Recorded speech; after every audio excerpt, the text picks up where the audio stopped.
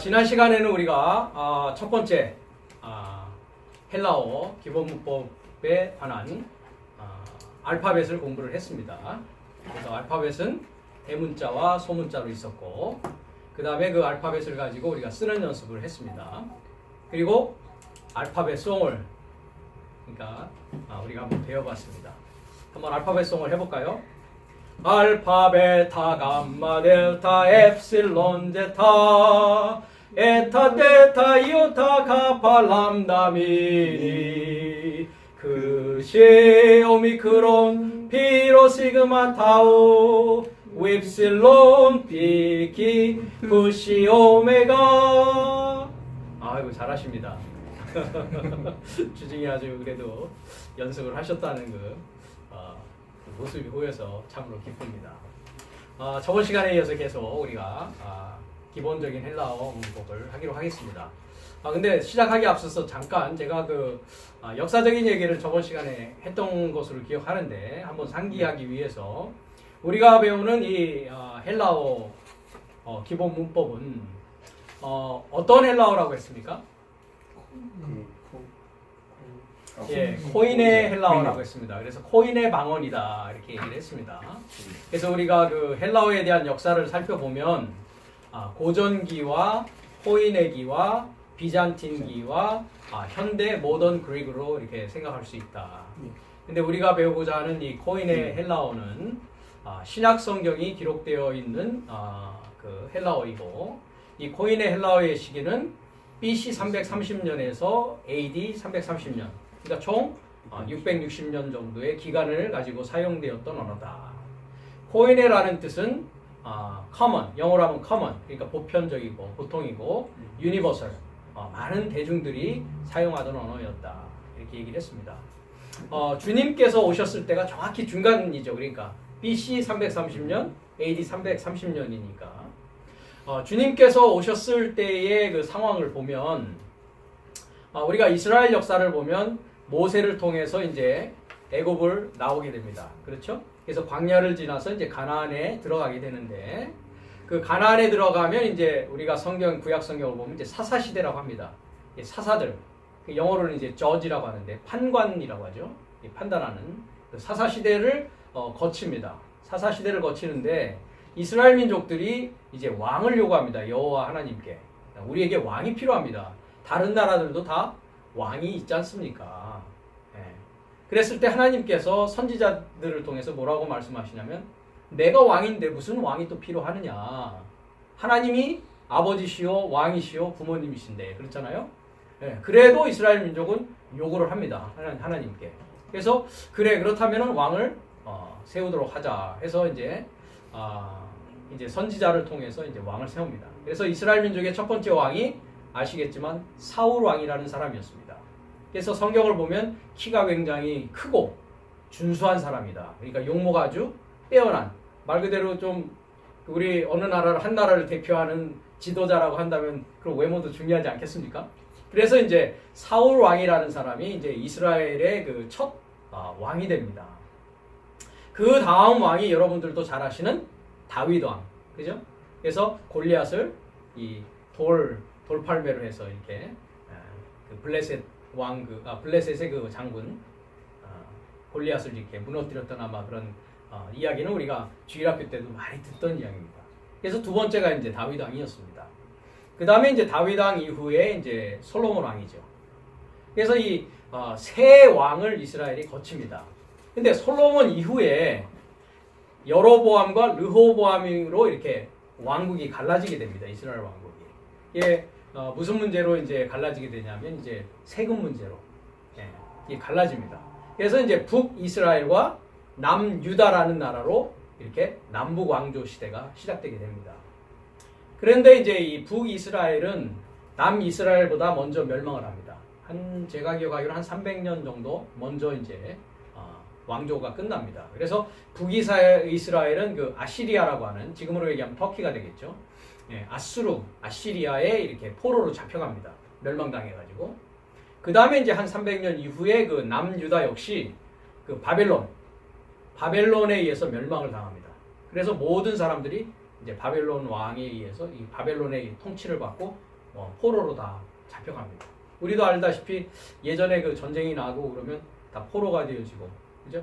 여자들은 겁탈당하고 모든 것이 다 약탈되고, 성전에 있던 모든 기물들도 다 느부갓네살 왕이라고 하는 그 바벨론 왕에 의해서 다 탈취당했습니다. 우리나라도 왜 과거에 보면은 지금 일본의 많은 우리나라의 문화재들이라든지, 또 일본뿐만 아니라 얼마 전에도 보면 파리에서 우리 문화재가 이렇게 반환되어졌다. 뭐 어느 나라에 우리의 문화재가 있다. 제가 과거에 그 유럽을 여행한 적이 있는데, 대학생 시절에 파리 루브르 박물관에 이렇게 간 적이 있습니다. 거기 가니까 많은 이집트에 있던 이집트 나라의 그 유물들이 파리 루브르 박물관에 있는 거예요. 네. 그러니까 그런 식이죠. 예를 들자면. 그래서 이제 북이스라엘이 멸망하고 남유다가 멸망합니다. 그러다가 이제 다리우스 왕이라는 사람의 칙령에 의해서 이제 포로에서 돌아오게 되죠. 그때가 언제냐면 이제 에스라 학사에 의해서 다시 율법을 공부하게 되고 이렇게 하는 그런 그 역사가 있게 됩니다. 그러면서 그 이후에 이제 다시 돌아왔을 때에 어떻게 이제 됩니까? 이제 아직까지도 로마의 식민지 시대를 거치죠. 그래서 예수님 오셨을 당시에 그 팔레스타인의 상황은 이제 로마의 식민지적인 상황에 있었죠. 그게 이제 헤롯 왕이라는 사람이 신약 성경에 나오죠. 그래서 분봉왕 헤롯 이렇게 이야기를 합니다. 네, 그렇기 때문에 그 당시에 그 상황을 보면, 언어적인 측면에서 보면 히브리어는, 우리가 구약 성경은 이제 히브리어로 기록이 됐는데, 히브리어는 그 랍비들을 중심으로 한 그 상층, 그런 학자들이 사용하는 주 언어였습니다. 무슨 얘기냐면, 우리도 잘 알겠지만 이렇게 포로로 잡혀갔을 때 그 포로들이 어떤 나라에 자기 히브리어를 쓰겠습니까? 그 나라의 언어를 쓰게 되겠죠. 그죠? 그 다음 세대는 어떻습니까? 우리 자녀분들이 계시지만, 앞으로 자녀분을 낳게 되겠지만, 저도 예전에 그런 생각을 했어요. 야, 우리 아이들이 미국에서 이렇게 살고 있는데 이 아이들이 영어를 못하면 어떻게 하나 하는 걱정을 했었어요. 근데 웬걸? 이 아이들이 학교 가기 전까지는 한국말을 집에서 사용하니까 너무너무 한국말밖에는 모르는데, 학교를 가기 시작하니까 어떻게 됩니까? 그 다음에 TV가 영어로 나옵니까? 한국말로 나옵니까? 모든 상황이 영어입니다. 그러니까 이제 어떻게 걱정을 하냐면, 어이구야, 이 아이들이 한국말을 이제 못하니까 큰일 났다. 그래서 이제 한국에 계신 분들은 이해를 잘 못하죠. 저도 예전에 미국에 이민하기 전에 이렇게 이제 제1동포 내지는 재미동포라고 해가지고 외국에 사시는 분들이 와가지고 막 영어하고 그러는 거 보면 굉장히 거부감을 많이 느꼈어요. 왜냐하면 저는 어릴 때부터 아주 대한민국, 자랑스러운 한국인, 뭐 백의 민족, 5천년의 반만년의 찬란한 역사, 그 다음 미국 가면은 마약, 섹스, 뭐 할리우드의 어떤 포르노, 막 이런 아주 나쁜 그런 그 어떤 자본주의에 물든 나라, 뭐 이렇게 막, 또 대학생 시절에는 어땠습니까? 양키? 고 홈! 그래서 미국에 대해서 굉장히 저는 부정적인 인식을 과거에는 많이 가지고 있었습니다. 그렇지만 저는 지금 미국인으로서 저는 아주 자랑스럽게 나는 I'm a Korean American 이렇게 아주 자랑스러움을 가지고 있습니다. 더군다나 저의 20년의 과거의 생활은 미 육군 안에서의 정말 미국이라는 나라를 지키는 그런 임무를 수행했기 때문에 정말 그 안에 들어가서 생활하다 보면 미국이라는 나라가 얼마나 위대한 나라고 힘 있는 나라고, 모든 사람에게 저같이 아주 어글리 리틀 스몰 코리안임에도 불구하고 공평한 동등한 기회를 허락해주는 그런 어떤 이런 미국의 시스템에 대해서 전 개인적으로 사실 자랑스럽게 생각하고, 옛날에 가지고 있던 그런 생각들이 많이 변화되어졌습니다. 이건 사실 우리 말씀하고는 관계없는 제 개인적인 얘기입니다만은. 그래서 아이들이 점점점 크다 보니까 이 아이들의 모국어는 영어가 돼버려요. 저는 부부가 한국 사람이었음에도 불구하고 그렇습니다. 근데 여기 우리 형제님 같은 경우는 그나마 할아버지 할머니가 같이 계시다 보니까 한국어를 쓸 수 있는 기회가 있었지만, 저 같은 경우는 한국어를 쓸 수 있는 기회가 아이들이 집에서밖에는 없습니다. 더군다나 모든 이렇게 교육들이 미국 안에서, 미국 학교에서 이루어지는데도 말입니다. 예. 그리고 제가 한 4학년까지는 학교 공부를 봐줄 수 있겠더라고요. 근데 좀 중학교 가고 이러니까 그때부터는 제가 봐주기가 도와줄 수도 없고 봐줄 수도 없게 됩니다. 그렇기 때문에 한국말을 잃어버리는 게 자연스럽게 그렇게 됩니다. 내가 원하든 원하지 않든지 간에. 그래서 어떤 이제 유학생들 부부들을 보면 우리 아이들 한국말 못하면 어떡해요? 이렇게 걱정하신단 말이죠. 오히려 그렇게 된단 말이죠. 그리고 또 어떤 유학생 부부는 우리 아이들 한국말만 해서 죽겠어요. 영어를 잘 해야 되는데. 그래서 그럼 제가 그러죠. 걱정하지 마세요. 오히려 나중에는 한국말을 몰라서 문제가 될 때가 이제 곧 다가옵니다. 이렇게 얘기한단 말이죠. 이스라엘 민족도 마찬가지였습니다. 그래서 대부분의 사람들이 포로 기간 동안에 느부갓네살 그 바빌론의 그 언어를 통해서 아람어라는 것을 사용하게 됩니다. 그래서 예수님은 아람어도 사용하셨고, 물론 예수님 히브리어도 아셨고, 그 다음 예수님이 이 코인의 헬라어를 사용하셨습니다. 그래서 신약 성경이 기록된 것은 뉴 테스트먼은 코인의 헬라어로 기록이 되어졌습니다. 하나님이 그 언어로 기록하시게 한 또 이유가 있습니다. 우리가 이제 코인의 헬라어를 통해서 성경을 이해하고 이렇게 하다 보면 왜 구약 성경의 히브리어와 신약 성경의 코인의 헬라어가 하나님의 언어로서 사용되어져서 하나님의 말씀을 전달하는 언어가 되어졌을까라는 것을 공부하면 할수록 이런 뜻이 있어서 하나님께서 이 언어들을 사용하셨구나 하는 것을 느끼게 됩니다. 그래서 그 당시에 그 예수님 당시의 그 상황을 보면 코인의 헬라어의 세계요 언어는 이 히브리어는 아주 작은 스몰 그룹. 우리나라도 옛날에 보면 언어는 누구에 의해서 사용되어집니까? 양반계층입니다. 상민계층 내지는 하층민들은 언어를 알 필요도 없었고 또 절대로 알게 하지 않습니다. 왜냐하면 언어는 뭐기 때문에 그렇습니까? 지배, 통치, 원리요 지배하기 위한 도구이기 때문에 그렇습니다. 그래서 언어는 하이 클래스들만이 소유할 수 있었습니다. 역시 우리가 알다시피 성경도 그러합니다. 그렇죠? 예. 마르틴 루터가 종교개혁을 일으킨 때가 1517년인가 아마 그럴 겁니다. 예. 그 당시만 하더라도 성경은 사제들만이 갖고 있을 수 있었습니다. 물론 인쇄술도 발달하지 않았기 때문에 그런 이유도 있었습니다만은 목사들은 성도들이 좀 죄송한 말입니다만은 자기보다 똑똑해지는 것을 좀 거북스러워합니다. 물론 저는 절대 그렇지 않으신 건 아시겠지만은요. 네. 그러니까 우리나라에도 옛날에 뭐 여러 가지 독재 체제, 정치적인 체제에 있을 때 3S라고 그러죠. 3S. 백성들을 뭐 합니까? 우민화 시킨다고 그러죠. 우민화. 우라는 게 뭡니까? 똑똑하지 않게 바보로 만든다고요. 백성들을 바보로 만든다고요. 그래야 뭐 하니까요? 통치하기가 편하다고요. 너희들은 정치적인 거, 문화적인 거 이런 거 알 필요 없어. 예. 그러니까 정권을 딱 잡으면 어떻게 합니까? 요새도 한국에서 그런 소리가 들려오듯이 방송 장악을 하는 겁니다. 왜? 내가 필요한 말만 국민들 알게 해라. 다른 건 국민들 알 필요 없어. 응? 왜? 골치 아파 내가 통치하는데. 그래서 3S라는 게 뭡니까? 스포츠, 섹스, 그 다음에 한 가지는 잘 생각이 안 나네요. 네. 그런 미디어, 그런 것을 통해서 사람들을 우민화시키는 겁니다. 네. 그러니까 종교계도 마찬가지죠. 어떤 면에서는 그렇습니다. 성경을 많이 알면 골치 아파요. 왜? 와가지고 목사님, 제가 이 구절을 읽어봤는데 이게 도대체 무슨 말인지 좀 설명해 주십시오. 그래요? 믿으십시오. 믿으시면 됩니다. 뭐 이렇게 많이 하려고 할 필요 없습니다. 믿음으로 승리하십시오. 그렇다는 것입니다.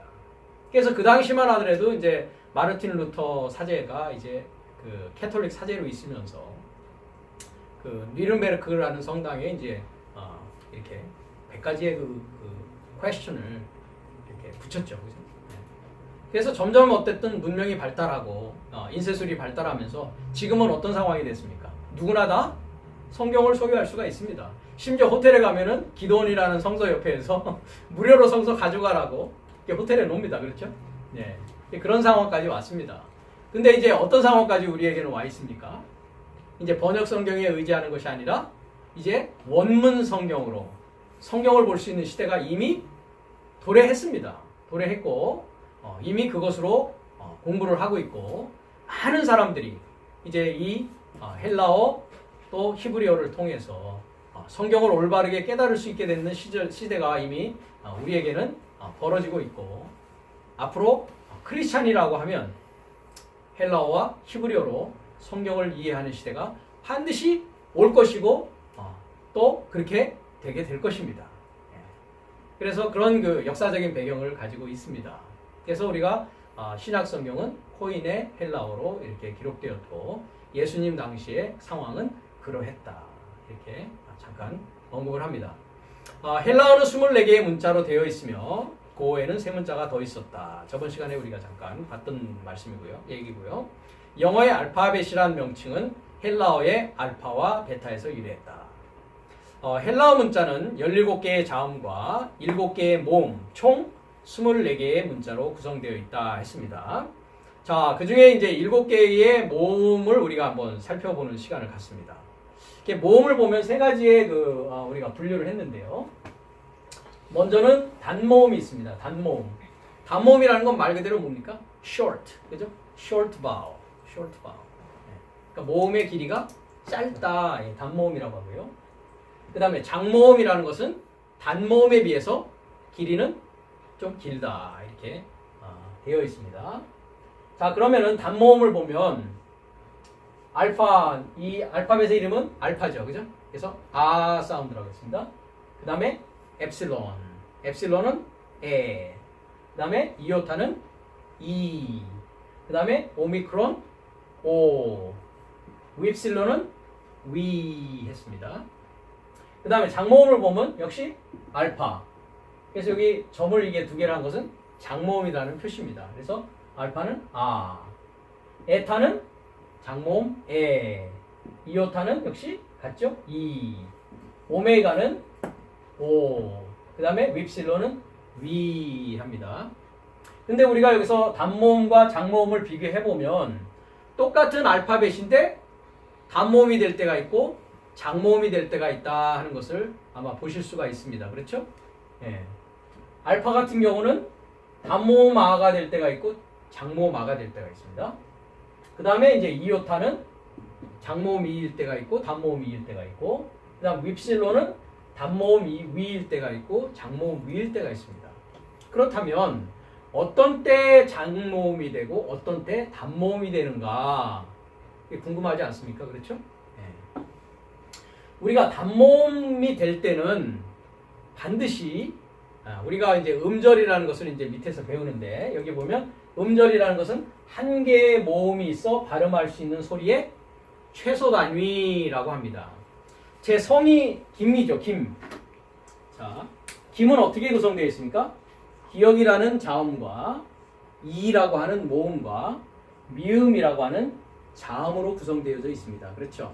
네, 그래서 영어로 얘기하면 consonant, vowel, consonant 이렇게 되어 있다고요.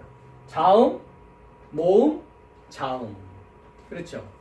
그러면은 자 여기 이가 있습니다. 모음이 하나 있습니다. 그래서 음절은 뭐예요? 한 개의 모음이 있어 바로 발음할 수 있는 최소의 소리단이다. 그러니까 음절이 되기 위해서는 반드시 최소한 모음 하나가 있어야 된다는 얘기입니다. 무슨 얘기인지 아시겠죠? 네. 그러니까 모음이 없으면 음절로 치지 않습니다. 그 얘기는 뭐냐? 소리를 낼 수가 있다 없다.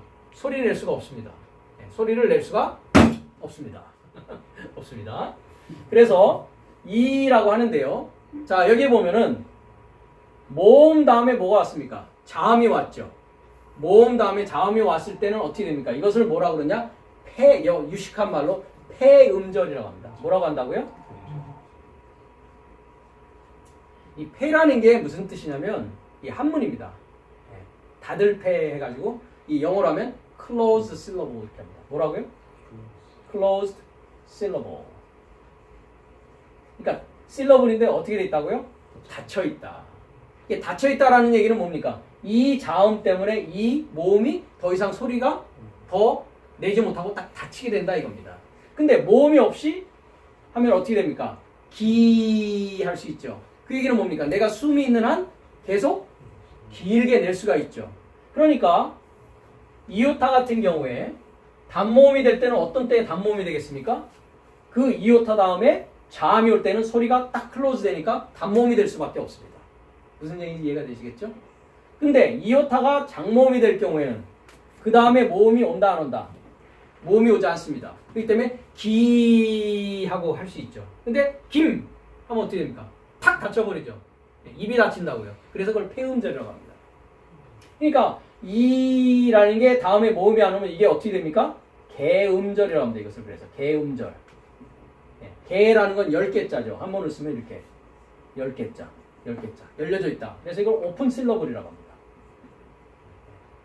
그러니까 지금 이 경우에 알파가 단모음 장모음이 될 때가 있고 이오타가 단모음 장모음이 될 때가 있고 위가 단모음 장모음이 될 때가 있다. 어떤 때 그러면 단모음이냐 어떤 때 장모음이냐는 이 원리라는 것이죠. 폐음절이면 단모음이 되고 개음절이면 장모음이 된다. 그러면 다른 것도 다 마찬가지겠죠. 물론 엡실론은 반드시 그러니까 어떤 때 오겠습니까? 폐음절일 때 엡실론이 오겠죠. 근데 에타가 올 때는 반드시 그 음절은 개음절이 될 수밖에 없다는 것입니다. 이해가 되십니까? 예. 그래서 앞으로 에타가 왔다. 당연히 이것은 장모음인데 이 음절은 개음절, 오픈돼 있겠구나. 근데 딱 보면 정말 오픈돼 있단 말입니다. 그렇다는 것입니다. 그래서 단모음과 장모음이 어떻게 어떤 원리에 따라서 되느냐 하는 것을 말씀을 드렸습니다. 그 다음에 이제 이중모음이 있는데요. 이중모음. 이중모음은 모음이 두 개가 합쳐서 한 음절이 되는 것을 이중모음이라고 합니다. 그러니까 모음이 두 개이긴 하지만 이중모음일 때는 이것을 한 소리로 간주한다. 한 소리로 친다. 그러니까 한 음절에는 반드시 모음이 하나밖에는 올 수 없는데 이중모음이 오더라도 그것은 하나로 간주한다. 하나로 친다. 이 얘기입니다. 그래서 이중모음을 보면 헬라어의 이중모음을 보면 몇 개가 있습니다. 하나, 둘, 셋, 넷, 다섯, 여섯, 7개의 이중모음이 있습니다. 그래서 발음을 우리가 보면 알파하고 이오타죠. 그죠? 그러니까 똑같이 이 이거는 외울 필요도 없습니다. 그렇죠? 우리가 이 그대로 소리를 해서 한 음절로 소리를 해주면 되니까. 그죠? 그 다음에 이거는 뭡니까? 알파와 윕실론이면 알파는 아고 윕실론은 위인데 위라고 하지 않고 뭐라고 한다고요? 아우라고 발음합니다. 아우.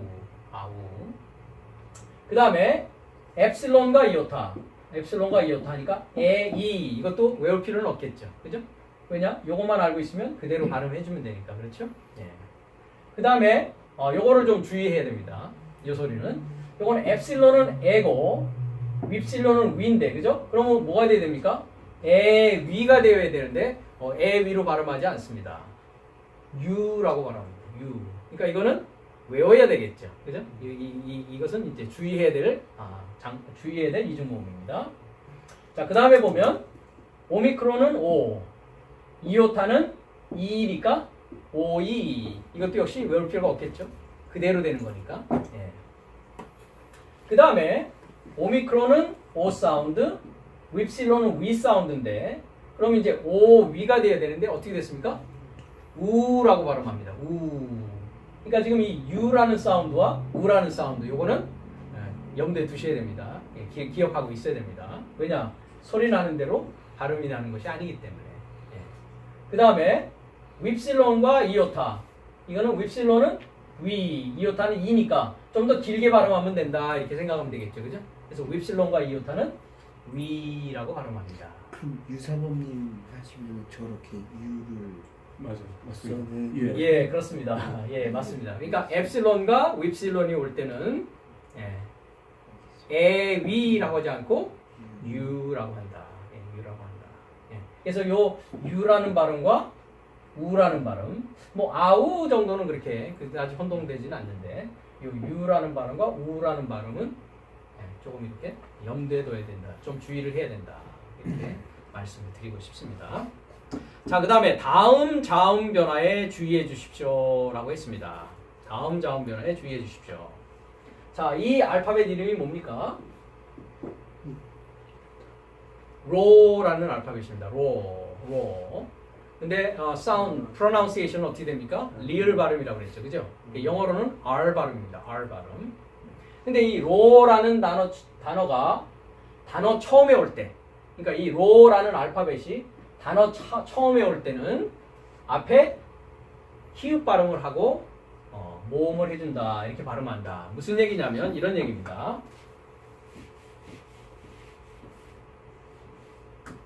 자, 지금 여기 이제 하나의 예문이 있습니다. 이미 답을 썼네요. 제 영어 교재는 아예 답이 없는데 설명하기 위해서. 자, 이렇게 단어가 되어 있습니다. 그렇죠? 자, 이거는 몇 음절 단어겠습니까? 그러면 음절을 뭐 여기서 배우지만 제가 금방 얘기를 했죠. 몇 음절 단어가 되겠습니까? 모음 숫자가 몇 개입니까? 두 개 있죠. 에타라는 에와 알파라는 아. 그래서 두 개의 모음이 있기 때문에 이것은 이음절 단어다 이렇게 얘기할 수 있습니다. 그렇죠? 그럼 음절을 한번 나눠보겠습니다. 우리가 아직 음절은 가진 않았어도 이렇게 되겠죠. 그죠? 그래서 이건 뭡니까? 자음 플러스 모음 이렇게 되죠? 이것도 자음 플러스 모음 이렇게 되는 겁니다. 그래서 우리가 음절을 미리 한번 얘기해보죠. 자, 자음 플러스 모음, 자음 플러스 모음 했는데 음절을 얘기할 때 한 개의 모음이 있어서 발음할 수 있는 소리의 최소 단위 했습니다. 그러면 세 가지 경우가 올 수가 있습니다. 먼저 모음만 있을 경우, 모음 only, 모음만 있을 경우 음절이 당연히 되겠죠. 그죠? 그 다음에 자음과 모음이 있을 경우 지금처럼 그렇죠? 당연히 음절이 되겠죠. 그죠? 그 다음에 자음과 모음과 자음이 있을 경우가 있겠죠. 그렇죠? 이 경우도 당연히 하나의 음절이 될 수가 있습니다. 근데 아까 우리가 배운 바와 같이 장모음과 단모음을 얘기할 때에 어떤 경우가 장모음이 되겠습니까? 모음만 있을 때 하고 자음 모음이 있을 경우 요 두 가지 경우는 당연히 이 모음이 어떤 모음이 오겠습니까? 장모음이 오겠죠. 그러니까 위에 있는 요 모음 중에 하나가 당연히 오겠죠. 장모음이 되니까. 그렇죠? 그렇지만 자음 모음 자음이 되면 뭐가 됩니까? 해음절이 된다고 그랬죠. 그럴 경우에는 당연히 뭐만 오겠습니까? 단모음만 오겠죠. 이 모음은. 그렇죠? 이해가 되시죠? 네. 그래서 우리가 로라는 단어가 이제 올 경우에 어떻게 발음하느냐. 여기서는 이제 이음절인데 이 원칙을 지키지 않고 우리가 지금까지 배운 대로만 하면 자, 이 로는 무슨 발음이라고요? 라라는 발음입니다. 리을. 그죠? 그 다음에 레니까 이건 에 발음이죠. 이렇게 되죠. 그 다음에 맴은 뭡니까? 미음이죠. 그 다음에 알파는 마입니다. 그러니까 이 단어는 어떻게 읽어야 됩니까? 레마라고 읽어야 됩니다. 근데 이제 로라는 단어가 처음에 올 때는 뭐를 붙인다? 앞에 히읗을 붙인다. 이 히읗이라는 거는 목구멍 소리라고 합니다. 어디에서 나오는 소리냐? 목에서 나오는 소리란 말이죠. 그러니까 해보십시오. 그죠? 그러니까 계속 되죠, 그죠? 그래서 히읗을 붙이는 겁니다. 그래서 흐레마 이렇게 흐레마라고 발음을 합니다. 흐레마라고 발음을 합니다. 이 흐레마라는 단어가 이 우리 성경에서 물론 뭐 모든 단어가 굉장히 안 중요한 단어가 없습니다만은 굉장히 중요한 단어이고 우리가 이 번역 성경에서는 번역이 말씀이라고 되어 있는데 우리가 신약 성경의 헬라어를 보면 말씀이라고 번역되어지는 단어가 두 가지 단어가 있습니다. 하나는 이 흐레마라는 단어고요. 또 하나는 로고스라는 단어가 있습니다.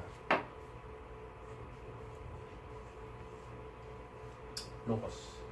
자, 이 로고스는 몇 음절입니까? 네, 2음절이죠? 오미크론. 모음이 두 개가 있습니다. 그렇죠? 네. 그래서 이렇게 나눠지겠죠. 그래서 자음 플러스 모음. 그죠? 자음, 모음, 자음 이렇게 되겠죠. 그렇죠? 네. 그래서 로고스. 그래서 이건 리을 발음, 오 발음. 그 다음에 요거는 간발음 뭡니까? 네, 기역 발음이죠. 그다음 오미크론, 그죠? 그다음에 스, 그래서 로고스 이렇게 됩니다. 그래서 로고스를 우리가 뭐라고 번역을 하냐면 말씀 이렇게 합니다. 하나님의 말씀. 근데 그레마도 뭐라고 번역되어 있냐면 말씀이라고 번역되어 있습니다. 그런데 이 히브리어의 헬라어에는 성이라는 게 있습니다. 성, 젠더. 한국말에는 성이라는 게 없습니다. 그렇죠? 영어에도 성이 없습니다. 근데 이제 독일어는 성이 있습니다. 그러니까 언어에 따라서 성이 있는 언어가 있고 성이 없는 언어가 있는데 코인의 헬라어는 성이 있더라. 성에 대한 개념을 앞으로 우리가 공부를 하게 될 겁니다. 문법 시간에. 그리고 이 성이 굉장히 중요합니다. 이 개념을 아는 것이. 그래서 이 로고스라는 단어는 남성 명사입니다. 그래서 masculine noun 이렇게 M을 씁니다. 로고스라는 단어는 중성 명사입니다. 그래서 neuter noun에서 N을 이렇게 씁니다. 그러니까 말씀도 중성의 말씀이 있고 남성의 말씀이 있더라. 그러니까 성에 대한 개념을 우리가 올바로 알지 않으면 중성이 뭐고 남성이 뭐고 또는 여성이 뭐고 라는 것을 정확히 알지 못하면 성경을 이해하는 데 있어서 제한이 있을 수밖에 없겠죠. 그죠? 왜? 그냥 말씀하면 예를 들자면 이것도 말씀으로 번역돼 있고 이 단어도 말씀으로 번역돼 있으니까 뭐 하나님 말씀은 다 똑같은 말씀 아니냐. 모를 때는 그렇죠? 이 개념을 모를 때는 그렇게 생각할 수밖에 없죠. 그죠? 예. 하나님 말씀. 하나님 말씀. 그렇지. 하나님 말씀. 성경책. 이 정도 우리가 생각할 수 있겠죠. 근데 우리가 이제 원어를 알게 되고 헬라어를 알게 되면서 야, 말씀도 하나님 말씀도 두 가지 단어로 말씀이라고 쓰여지고 있더라. 신약 성경에 보니까. 근데 두 가지 단어가 다른 상황과 더불어서 중성명사라는 말씀이 있고 그 다음에 남성명사라는 말씀이 있더라. 이런 경우가 굉장히 많습니다. 우리가 성경책이라고 했을 때 성경책 책도 중성 성경 말씀 성경책이 있고 그 다음에 여성 성경책이 있습니다. 책 할 때. 그러니까 한 가지 쉽게 우리가 예를 들자면 마태복음 1장 1절로 가면 아브라함과 다윗의 자손 예수 그리스도의 세계라 했는데 아브라함과 다윗의 자손 예수 그리스도의 세계라 할 때 빼먹은 게 있어요. 뭐가 빼먹어 있습니까? 책이 빼먹어 있습니다. 여기 보십시오.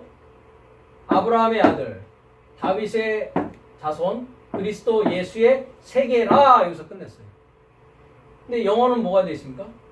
The book 이렇게 되어 있죠. 한번 뉴킹 제임스를 볼까요? 영어는 그래봐 번역이 되어 있습니다. 이렇게. The book of genealogy of Jesus Christ, the son of David, the son of Abraham 이렇게 되어 있어요. 근데 한글은 그냥 세계라 genealogy까지 여기는 generation, genealogy까지만 갔습니다. 이 세계라는 말도 사실 번역이 잘못되어 있습니다. 앞으로 이제 우리가 공부하겠지만 탄생이라는 뜻입니다. 그러니까 탄생의 책이다라는 뜻입니다. 그럼 이 책이라는 걸 보면 여성 명사가 되어 있습니다. 여성 명사. 그러니까 여성 명사의 성경책이고요. 우리가 성경책 할 때 북이라고 할 때 그 다음에 뭐가 있다고요? 중성 명사의 성경책이 있습니다.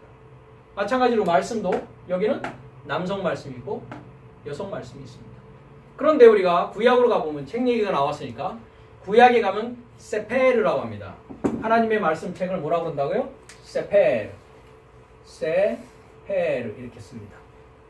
구약의 성경책, 구약에서 말하는 하나님의 말씀 성경책이라고 했을 때는 구약 성경 말씀의 책, 저거는 성이 남성입니다. 그러니까 이유가 다 있습니다. 괜히 그 단어를 사용하고 괜히 그렇게 되어 있는 게 아니란 말입니다. 그러니까 구약에서는 왜 책이 남성이고 신약에서는 왜 중성과 여성이 될까? 거기에 대한 퀘스천을 가지지 않으면 더 앞으로 나가 하나님의 말씀을 이해하는데 더 나가지 못한다는 얘기죠. 근데 이것조차도 알지 못할 때는 뭐 성경책이다 성경책이지 뭐 남성 성경책이면 어떻고 이거 여성 성경책이면 어떻고 계시록에 가면은 계시록에 나오는 책을 갖다 먹어라 라고 됩니다. 책을 갖다 먹어라. 누가 얘기하냐면 천사가 요한한테 사도 요한에게 그럽니다. 그래서 먹었더니 입에는 달는데 배에는 쓰더라라고 나와 있습니다. 그러면 사도 요한이 먹은 그 성경 말씀 책은 무슨 책이냐? 중성책을 먹었습니다. 여성책을 먹지 않았습니다. 이런 다양한 내용들을 우리가 알아야 하나님의 말씀을 제대로 이해할 수 있는 겁니다. 아이고 머리 아파요. 그렇습니다. 제가 전에도 얘기했듯이 여섯째 날은 무슨 날이다? 머리 아파야 되는 날입니다. 제가 그때 그런 얘기를 했죠. 다니엘서 12장을 아마 제가 얘기했을 겁니다. 아니면 다른 클래스에서 제가 얘기했을 수도 있고요. 그때 내 민족을 호위하는 대군 미가엘이 일어날 것이요 했습니다. 영어 성경은 닫겠습니다. 자, 미가엘이 뭐라고 그랬습니까? 누가? 하나님과 같은가? 미. 누가? 카. 같은가? 엘. 하나님과 같은가? 그래서 계시록에 가면 뭐가 있다고요? 하늘에 전쟁이 있더라. 왜 하늘에 전쟁이 있어야 된다는 얘기 제가 했던가요? 하늘이 몇 개였기 때문에? 둘이었기 때문에. 그러니까 하늘이 하나다라고 했을 때는 전쟁이 일어날 필요가 있습니까? 없습니까? 없죠. 없죠. 왜? 나는 하나님 믿고 있는 사람이니까 안심하고 있고 평화롭다고 생각하고 있죠. 그래서 우리가 마태복음에 가면 평안하다, 안전하다 할 때 뭐가 이른다고요? 호련히 멸망이 이른다. 잉태하는 해산하는 여인이 안전하다, 평안하다 할 때 거기서 이제 안전하다, 평안하다 할 때 안전하다라는 뜻이 뭐냐면 의심이 없다. undoubt. 의심 없다. 그러니까 우리가 이 말씀을 알기 전에는 의심이 있습니까? 없습니까? 없죠. 목사님 말씀대로만 하면 되지 않습니까? 목사님이 이렇다 하면 아멘 하면 된단 말이죠. 왜? 이 중성 책임은 어떻고 남성 책임은 어떻고 여성 책임은 어떻고 그게 so what? 그게 도대체 뭐가 중요해? 그냥 하나님 열심히 믿고 교회 생활 열심히 하고 그러면 되는 거 아니냐? 그렇습니다. 그때는 그렇습니다. 그때는 그러합니다. 근데 이제 하나님의 말씀을 찾고 더 알려고 하다 보니까 여기까지 오게 된단 말입니다. 그러다 보니까 뭐가 나타난다고요? 미카엘이 딱 와가지고 뭐랍니까? 야, 너가 믿고 있는 하나님 한번 진짜 참 하나님인지 생각해봤냐? 왜? 구약 말씀 전체를 통해서 하나님이 뭐를 얘기하고 있습니까? 나 외에 다른 신을 두지 말라. 여호와의 이름을 망령되이 일컫지 말라. 이 얘기가 그냥 산더미처럼 쌓여 있습니다. 이스라엘 민족에 대해서 너가 믿는 하나님은 우상이다. 참 하나님이 아니다. 그냥 누누이 선지자들을 통해서 얘기합니다. 그랬을 때 이스라엘 민족은 어떻게 생각했을까요? 무슨 소리 하고 있는 거야? 우리 조상부터 애굽에서 출애굽해가지고 광야를 통해서 가나안까지 와가지고 우리 하나님 믿고 있는데 우상 섬기지 말라고? 야, 별가 그랬겠습니까? 그 예수님 당시에는 뭐라고 그럽니까? 바리새인, 사두개인 그런 서기관들에게 예수님이 뭐라고 그럽니까? 이 독사의 새끼들아! 이런단 말이죠. 그러면서 니들이 아브라함의 자손이라고 자랑하지 말라. 나는 이 돌을 가지고도 뭘 만든다? 아브라함의 자손을 만들 수 있다. 이렇게 한단 말이죠. 그러니까 뭐라고 하겠습니까? 으이씨. 왜? 본인들은 하나님, 자기가 믿는 하나님이 참 하나님이라는 것을 의심해 본 적이 있다 없다? 당연히 없죠. 근데 사도 바울은 또 뭐라고 그럽니까? 다른 예수, 다른 복음, 다른 영을 얘기한다고요. 그러면 다른 예수가 있다는 건 뭡니까? 참 예수 그리스도가 있다는 얘기잖아요. 다른 복음이 있다는 건 뭡니까? 참 복음이 있다는 얘기라고요. 그 다음에 다른 영이 있다는 건 뭡니까? 하나님의 영, 성령이 있다는 거예요. 그 두 가지를 딱 제시하면서 그럼 다른 영이 뭐고 참 성령이 뭐야? 다른 복음은 어떤 게 다른 복음이야? 다른 예수를 믿는다는 건 그럼 도대체 어떤 예수를 믿는 게 다른 예수 믿는 건데? 이렇게 얘기한단 말이죠. 이게 마태복음 7장을 가서도 그런 얘기가 있습니다. 그렇죠? 7장 24절에 가면 주여 주여 나더러 주여 주여 하는 자마다 다 뭐라고 합니까? 천국에 들어갈 것이 아니요 오직 아버지의 뜻대로 행하는 자라야 들어갈 것이다 라고 하면서 내가 주의 이름으로 귀신을 쫓아내고 주의 이름으로 선지자 노릇했고 이런 자들에 대해서 뭐라고 합니까? 나는 너희를 도무지 모른다. 불법을 행하는 자들아 내게서 떠나가라 한단 말이죠. 그럼 아까 거기에서 주의 이름으로 선지자 노릇, 주의 이름으로 귀신을 쫓아내고 주의 이름으로 했다는 사람이 그럼 주를 믿었으니까 그렇게 한 거 아닙니까? 근데 주님은 도무지 모르겠다라고 얘기한단 말입니다. 그럼 이 문제를 어떻게 해결할 것이냐의 문제가 이제 생기는 거죠. 그러니까 미카엘이 일어난다라는 건 뭡니까? 네가 믿고 있는 하나님이 정말 참 하나님인지 너 확인해 봤어? 이 얘기입니다. 응? 그런 게 있었어? 그런 거 있어. 너 하늘이 두 개인 줄 알아 몰라? 그런 게 있어? 야, 내가 히브리어를 배워보니까 야 샤마임이라고 하는 하늘이 쌍수라고 하더라. 둘이라고 하더라. 아이, 그건 너나 배워. 난 별로 관심 없어. 난 열심히 그냥 교회 생활하고 그냥 하면 될게. 이렇게 생각한단 말이에요. 그 사람은 하나님의 나라에 관심이 없는 겁니다, 사실. 예. 자기가 믿고 있는 하나님이 참 하나님인 것을 의심해 본 적이 없죠. 당연히 없겠죠. 그대로 살다가 그대로 갈 겁니다. 그건 어쩔 수가 없습니다. 그래서 미가엘이 일어나니까 뭐가 있다고요? 환란이 있습니다. 하늘에서 전쟁이 일어난다고요. 그 전쟁은 어디에서 일어나는 겁니까? 내 안의 전쟁을 얘기하는 거지 내 밖의 전쟁을 얘기하는 게 아닙니다. 새로운 하나님의 지식을 알게 되니까 내 안에서 뭐가 일어납니까? 싸움이 일어날 수밖에 없죠. 당연히. 그러니까 뭐가 일어나는 겁니까? 머리가 아픕니다. 헤데이크. 그러니까 하나님의 말씀을 제대로 배운다는 건 뭐가 와야 됩니까? 헤데이크가 와야 됩니다. 그래서 뭐가 나옵니까? 계시록에 보면 지진과 뇌성과 번개 얘기가 나오는 겁니다. 그럼 그 지진과 뇌성과 번개가 나온다고 해서 우리가 과거에 요한계시록을 이해한 게 어떤 거를 이해했습니까? 막 천재지변이 일어나고, 그죠? 지구가 이제 막 그럼 지구를 떠나야 되겠네. 그 다음 영화 같은 것도 그런 거 있지 않습니까? 투마로우라는 영화입니까? 뭐 그런 거, 그죠? 막 자유의 신상 밑에가 막 얼음으로 막 다 올리고 막 이런 것들이요, 그죠? 예. 그런 식으로 우리가 요한계시록을 생각할 수밖에 없었다는 겁니다, 과거에는. 왜? 성경은 다 그런 건 줄 알았으니까. 근데 우리가 창세기 1장 1절을 통해서 하늘과 땅이 어디에 있다? 내 머리 안에 있는 상황을 하나님께서 얘기하시는 거구나. 이렇게 알게 된 때에는 머리 아프고 지진이 일어나고 번개가 치고 뇌성이 치고 하는 게 다 어디에서 일어나는 일이다? 내 안에서 일어나는 상황이다 라는 것을 알게 된다는 것입니다. 그러니까 하나님의 말씀을 통해서 번개가 치고 뇌성이 일어나고 지진이 내 안에서 일어나지 않으면 아직 때가 됐다 안 됐다? 아직 때가 안 된 겁니다. 그렇기 때문에 그리스도 예수가 내 안에서 탄생되어지지가 않는다는 것입니다. 왜? 여인이 어떻게 돼야 됩니까? 해산의 고통을 해산의 고통이 있어야 아들을 만나고 아들을 낳게 되는 것입니다. 근데 우리는 지금까지 어떻게만 알아왔습니까? 2017년 전에 베들레헴 마리아 동정녀 마리아를 통해서 역사적으로 태어나신 예수님. 그건 믿음의 대상이 아니라는 겁니다. 그렇기 때문에. 왜? 역사적인 사실이기 때문에 그렇다는 겁니다. 성경은 믿음의 책이요, 영적인 책이요, 나의 구원의 역사에 관한 책이지 역사책이 아니라는 겁니다. 그래서. 근데 과거에는 그렇게밖에 볼 수밖에 없었다라는 것은 뭡니까? 여기까지 오기 위한 하나의 단계였다는 것입니다. 거기에 머물러 있어서는 안 된다는 것입니다. 그래서 환란이 있습니다. 그러니까 여러분 안에서 환란이 없다면 아직 뭡니까? 미카엘이 일어나지 않은 것입니다. 미카엘이 여러분 안에서 그냥 잠자고 있습니다. 아직도. 이 미카엘을 아직 발견하지 못한 것입니다.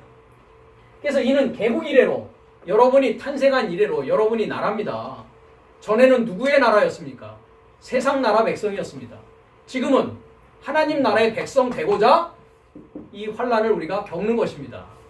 그래서 개국 이래로 그때까지 없었던 환란일 것이며 그때 내 백성 중 무릇 책에 기록된 모든 자가 구원을 얻을 것이다.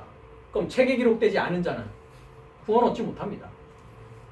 그럼 책에 기록된다는 것이 무엇이냐? 그건 빌립보서 4장에 가면 있습니다. 우리가 나중에 그걸 한번 볼 기회가 있을 겁니다. 책에 기록된 자가 구원을 얻을 것입니다. 땅의 티끌 가운데 자는 자 중에 땅의 티끌 가운데 자는 자가 누굽니까? 모든 인류는 땅의 티끌로서 만들어졌습니다. 어디에 그런 얘기가 나옵니까? 창세기 2장 7절. 여호와 하나님이 이제 아담을 창조하는 얘기가 나옵니다. 그래서 땅의 티끌에서부터 아담을 창조하십니다.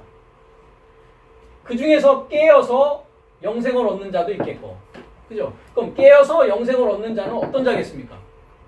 미가엘이 일어나서 뭐를 통과한 겁니까? 환란을 통과한 자입니다. 어떻게 환란을 통과해야 된다고 저번 주에 말씀을 드렸습니까? 인내로서 통과해야 됩니다. 그래서 인내가 우리에게 믿음을 가져다 주면서 우리에게 영원한 생명을 소유할 수 있게 하는 것입니다. 이렇게 믿음으로써 이긴다는 건 뭐로써 이기는 겁니까? 그 믿음에는 반드시 인내가 포함되어 있습니다. 왜? 우리가 보이는 것을 믿는 것입니까? 보이지 아니하는 것을 믿는 것이기 때문에 그렇습니까? 보이지 않는 것을 믿는 것이기 때문에 그러합니다. 보이는 것은 믿을 필요조차도 없습니다. 다 있는 사실이기 때문에 그렇습니다. 그래서 티끌 가운데 자는 주중에 많이 깨어 영생을 얻는 자도 있겠고 어떤 자가요? 미가엘이 일어나고 환난을 통과한 그 자들은 영생을 얻는 것으로 나가는 것입니다. 수욕을 받아서 무궁히 부끄러움을 입을 자도 있을 것이며 이 무궁히 부끄러움을 입는다는 것은 무슨 얘기겠습니까? 영원한 지옥에 떨어진다는 것입니다. 그 다음에 지혜 있는 자는 궁창의 빛과 같이 빛날 것이요 많은 사람을 옳은 대로 돌아오게 한 자는 별과 같이 영원토록 비추리라. 별이 뭡니까? 스타. 스타가 된다는 얘기입니다. 스타. 하나님은 여러분들을 뭘로 만드신다고요? 스타 만드시려고 합니다. 스타 만든다는 게 뭐라고요? 많은 사람을 옳은 대로 돌아온다. 옳은 대로 돌아온다는 게 뭐 한다는 얘기냐? 의인을 만든다는 겁니다. 의인. 저번 주에 제가 로마서 3장을 말씀드리면서 의인은 어떤 사람이라고요? 하나님을 찾는 자요. 하나님을 연구하는 자요. 하나님을 이해하는 자다. understand 하는 자다. 그러니까 많은 사람을 하나님을 찾게 하고 하나님을 이해하고 한 자는 뭐가 같이 빛난다고요?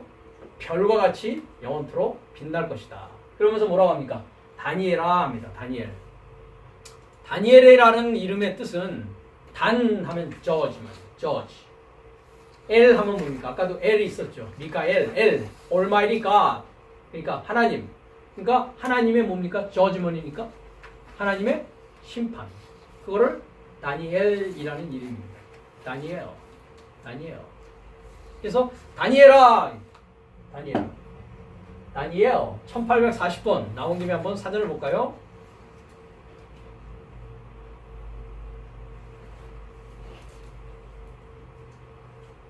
히브리 1840번 다니엘 Judge of God 하나님의 심판 하나님이 심판하신다 심판의 하나님 네, 이렇게 됩니다. 그러니까 다니엘아 마지막 때까지 이 말을 간수하고 했습니다. 마지막 때까지 이 말을 간수하고 이 글을 뭐 하라고요? 봉함하라. 그럼 언제부터 이제 봉함이 열리기 시작합니까? 예. 예수님이 입을 열기 시작하잖아요. 그죠? 이게 요한계시록에 몇 개로 또 봉해져 있습니까? 책이? 7인으로 봉해져 있죠. 그렇죠? 그러니까 7인이 다 뭐 해야 되는 겁니까? 열려져야 된다는 거죠. 그럼 어떻게 봉함이 열려지겠습니까? 말씀을 우리가 들음으로써 하나하나 뚜껑이 하나하나 뭐 하는 겁니까? 열려지는 거죠. 봉함하라. 많은 사람이 빨리 왕래하며 지식이 더하리라 했습니다. 그래서 이 봉인된 책 누가 봉인된 책입니까? 내가 봉인된 책이란 말이에요. 내가 책이란 말이에요. 그러니까 이 책이 뭐 해야 된다고요? 뚜껑이 7인이 열려야 된단 말이지. 근데 누가 열려질 수 있느냐? 애통해야 돼. 환란을 받아야 된다고. 에스겔서 한번 9장을 가볼까요? 그 말씀에 대한 것이 43장인가요?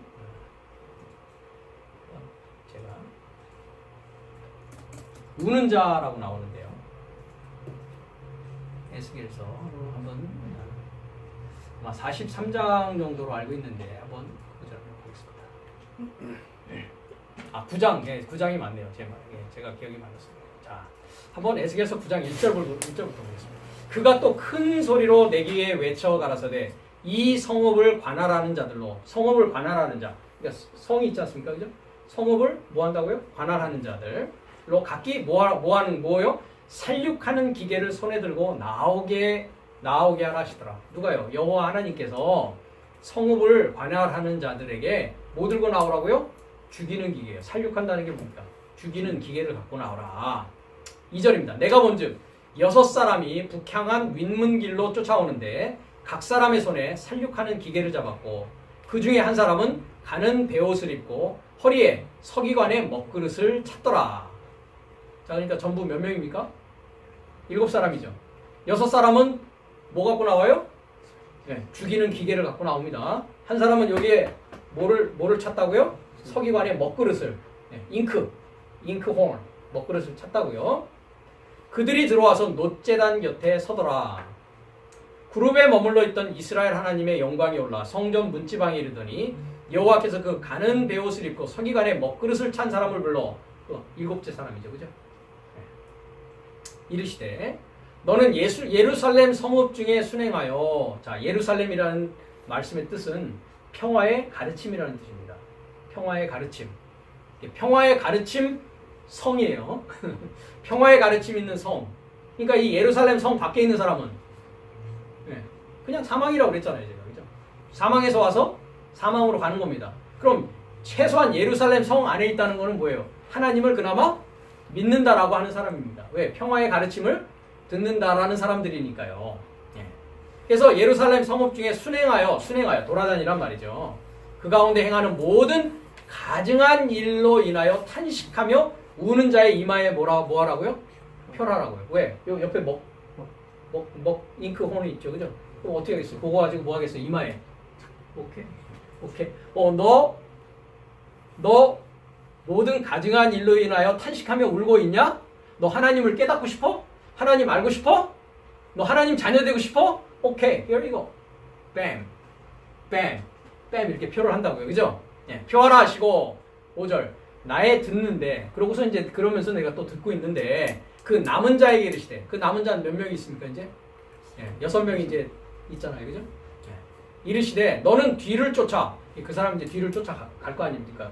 첫사람 앞에 가는 사람은 이제 뭐 할 겁니까? 표를 딱 하겠죠, 그죠? 너의 가증함, 네가 얼마나 죄가 많은지 알지? 응?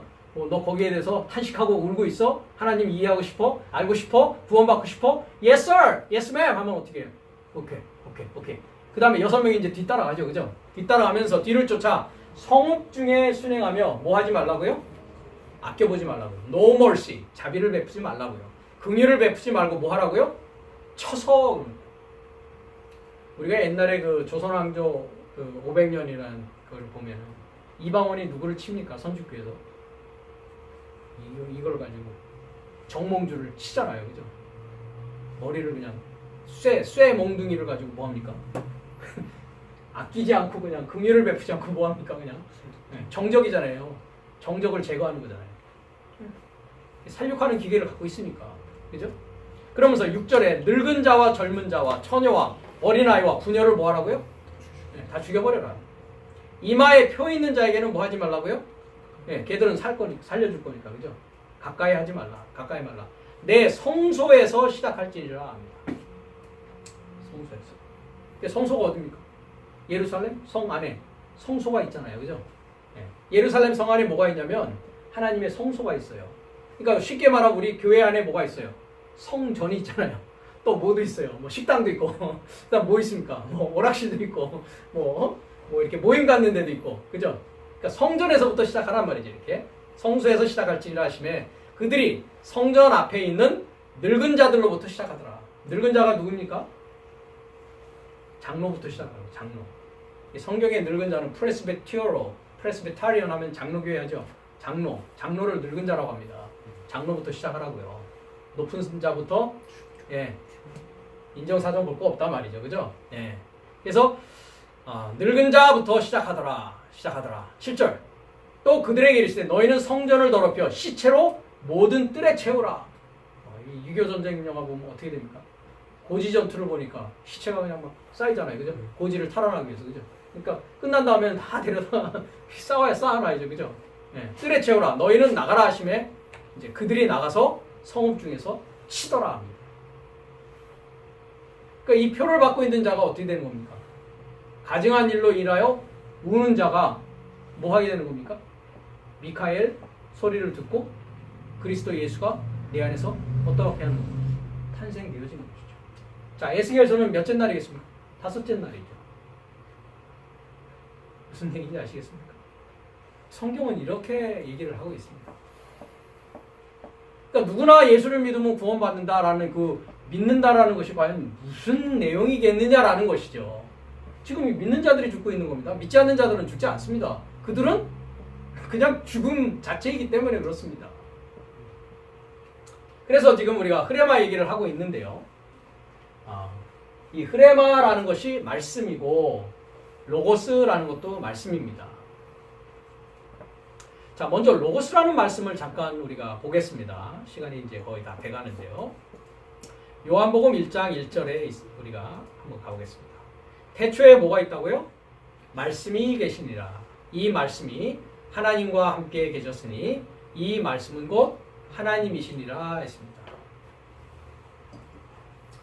여기 태초에라고 했는데요. 사실 정확히 우리가 번역을 하면 이 n이라는 것은 전치사입니다. 그래서 영어는 정확히 번역했습니다.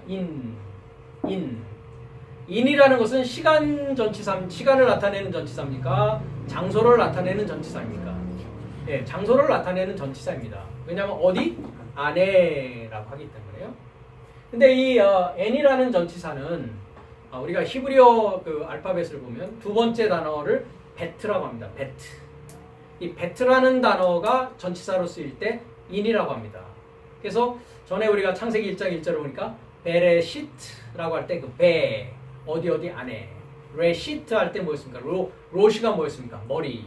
그러니까 머리 안에. 그래서 베트라는 건 이제 하우스라는 뜻입니다. 그러니까 하우스라는 곳이 공간이고 장소죠. 그러니까 똑같은 헬라어에 있어서는 n이라는 전치사는 장소, 안에라는 뜻입니다. 그 다음에 아르케라는 건 뭡니까? 시작이라는 뜻입니다. 시작. 이 아르케라는 뜻은 시작이라는 뜻도 있고 머리라는 뜻도 있고. 자, 746번을 한번 우리가 단어로 보겠습니다. 사전으로 746번.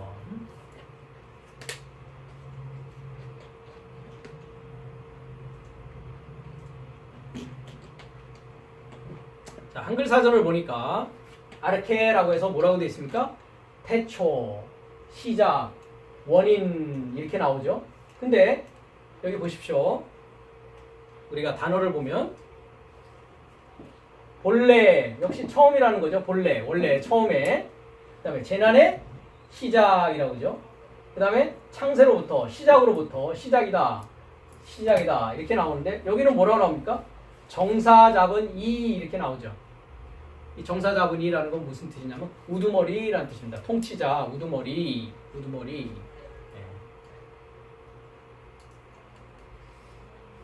그래서 처음이라고도 쓰이고요. 네. 처음이라고 쓰이고 시작이라고 쓰이고요. 그 다음에 여기 보십시오. 로마서 8장에 보니까 내가 확신하노니 사망이나 생명이나 천사들이나 누구라고요? 권세자들이나 즉 우두머리를 말하는 거죠. 네. 우두머리들이나 그 다음에 그 후에는 저가 모든 정사, 시초 여기도 정사. 그러니까 시작이라고도 되어지고 이런 우두머리라는 뜻으로도 아르케가 시작되어 있습니다. 그러니까 시작 안에 이런 뜻입니다. 시작 안에. 그러니까 무슨 시작이겠습니까? 말씀의 시작을 말하는 거죠. 지금 말씀이 계시나 지금 말씀의 시작 안에죠. 그러니까 말씀의 시작 안인데 말씀이 계시니라 했을 때 이 계시니라는 영어는 어떻게 되어 있냐면 과거로 되어 있습니다. 과거. was는 과거죠. 그죠? 네. 근데 헬라어 원문은 미완료로 되어 있습니다. 앞으로 우리가 이제 요 문법 기호를 배울 텐데요. 동사 직설법 I라는 것은 imperfect 해가지고 미완료형입니다. 그러니까 말씀이 어떻게 존재하고 있다고요? 미완료 형태로 시작 안에 존재하고 있다고요. 누구의 시작 안에요? 나의 시작을 말하는 것입니다. 나의 시작 안에. 그러니까 나라는 사람의 시작 안에 말씀은 어떤 상태로 존재한다고요?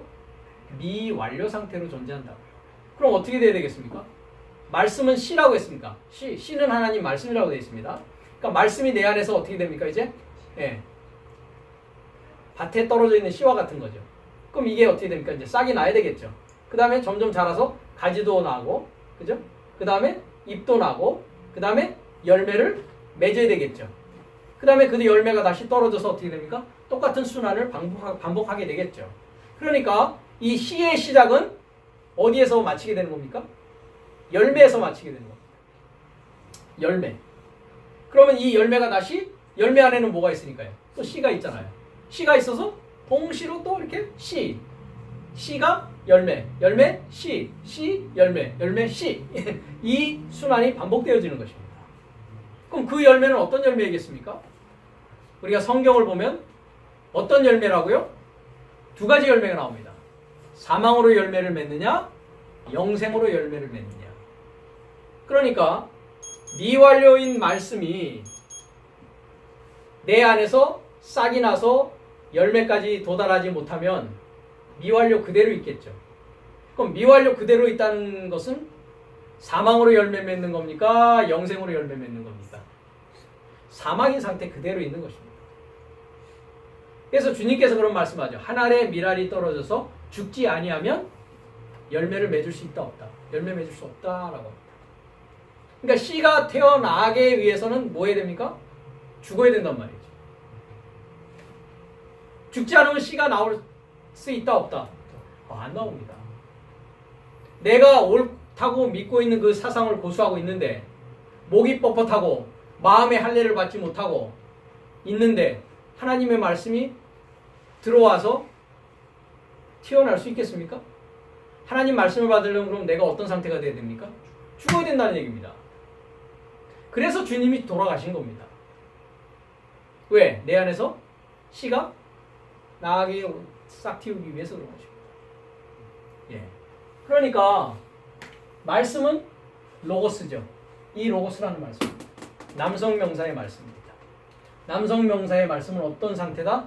미완료 상태로 내 안에 존재하고 있다. 존재하고 있다. 근데 여기는 과거형이죠. 이미 존재한 거죠.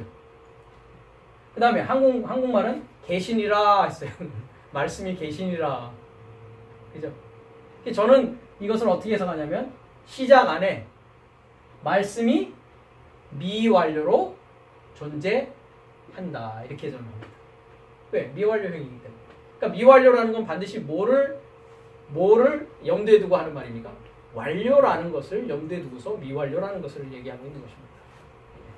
조금 전에 말씀하시던 중에 그 말씀이 시작이고 시작 안에 시작 안에 말씀이 미완료로 존재하고 있다.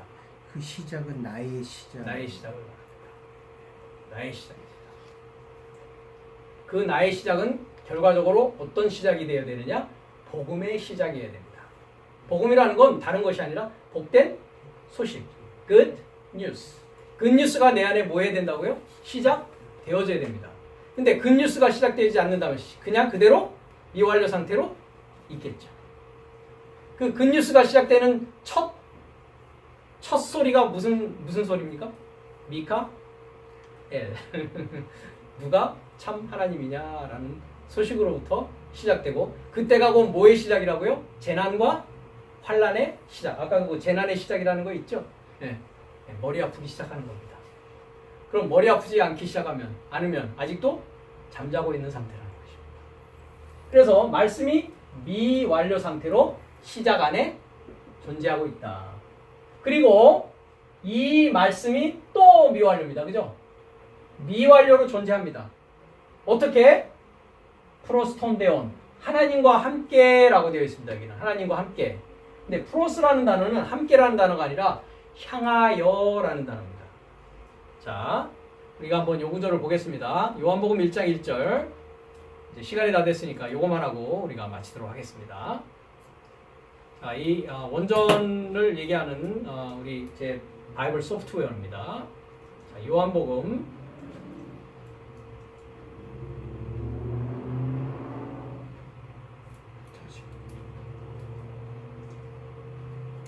제 프로그램이 좀 느립니다.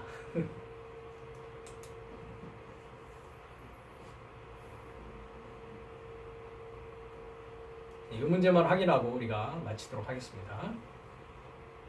자, 요한복음 1장 1절입니다. 자, 여기 보면 프로스라는 단어입니다. 프로스라는 것은 뭐뭐에서부터 뭐뭇을 향하여 이렇게 되어 있습니다. 그래서 영어에서는 forward, towards라는 뜻입니다. 자, 4314번을 보면요. 자, 영어 성경, 영어 사전 4314번. forward to, towards 이렇게 되어 있습니다. 그러니까 제가 군대 생활하면은 그 교관이 뭐라고 하냐면 앞으로 가 합니다. 그러니까 앞으로 가 했을 때 그것이 영어로는 뭐라고 하냐면 forward march 합니다. march라는 건 가. 앞으로 하는 건 뭐예요? forward.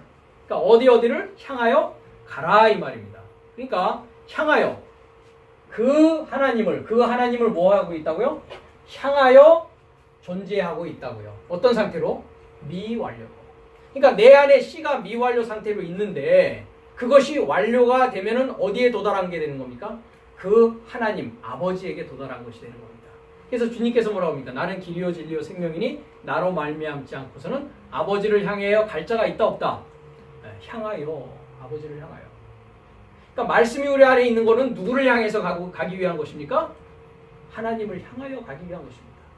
그 말씀이 나에게서 떨어져서 완전히 열매 맺었을 때 그럼 나는 어디에 도착한 게 된 겁니까? 하나님을 향하여 도착한 것이 됩니다. 그렇기 때문에 그 열매는 어떤 열매입니까? 영생의 열매가 되는 것입니다. 사망의 열매가 아니라.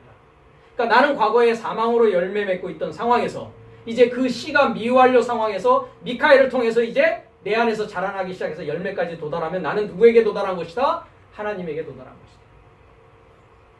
그래서 향하여입니다. 근데 여기는 뭐라고 되어 있습니까? 함께 있다고요? 이미 그러면 말씀이 과거죠. 과거에 이미 하나님과 2000년 전이 됐던 3000년 전이 됐던 100년 전이 됐던 1년 전이 됐던 이미 존재하고 있었어. 이 얘기예요. 함께 그것도.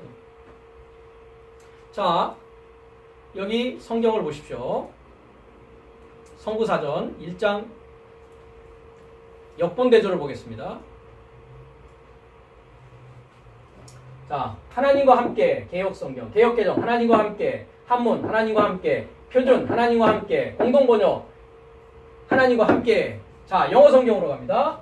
ASB with God, NASB with God, RSB with God, NRSB with God, King James with God, New King James with God.